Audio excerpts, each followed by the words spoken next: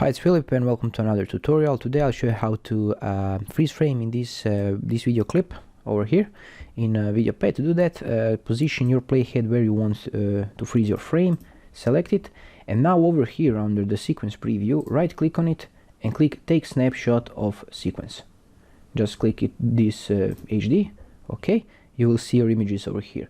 Now where your playhead is positioned, now just click over here, split all tracks, move this a bit and drag this image over here, and now reduce this duration like this, for example, or increase the duration.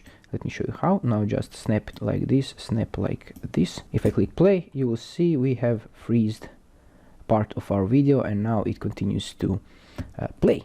And practically this is it. Only need to watch is when you select your snapshot under the images, right click on it and click open file location.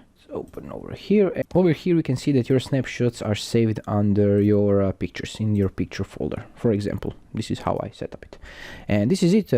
If you find this helpful, let me know in the comments below. Thanks for watching and have a nice day. Bye bye.